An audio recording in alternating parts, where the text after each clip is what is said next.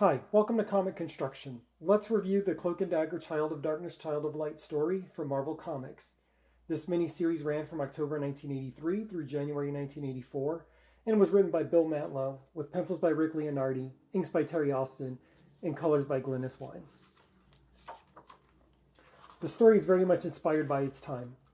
Child of Darkness, Child of Light takes place in a crime-ridden New York City, which was common in Marvel in the 80s.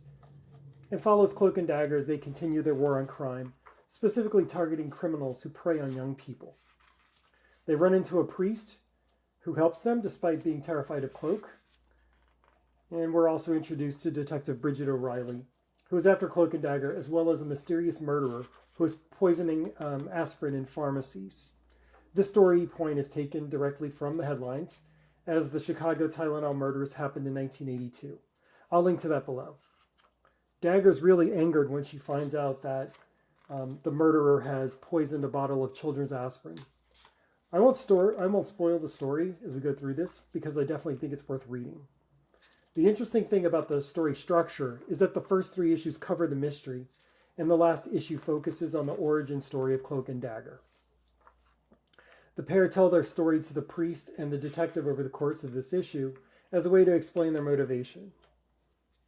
This book focuses more on character relationships than anything else. The murder is nearly background as Mantlo explores the bond between Cloak and Dagger and how their survival is intertwined. It's a fascinating story and story structure. I'm going to jump over to the extras. So in the back of this book, we have some breakdowns by Ed Hannigan. He was co-creator of Cloak and Dagger. He and Bill Mantlo came up with the pair. He was initially slated to do the story, but for some reason he couldn't, so Rick Leonardi took over. But it's interesting to be able to look at the early parts of the story, how Ed Hannigan would have illustrated it versus how Rick Leonardi illustrated it. We also get the official handbook of the Marvel Universe entries for Cloak and Dagger. Unfortunately, these have been shrunk down for some reason, and because of that, they're pretty hard to read. They use kind of a chunky font, and this was pre-computer font, so when they scanned it, it didn't clean up super nicely. Still, it's a super nice book. I really enjoyed the story. If you have any interest in like classic Marvel, I'd highly recommend it. Thanks for checking out my review.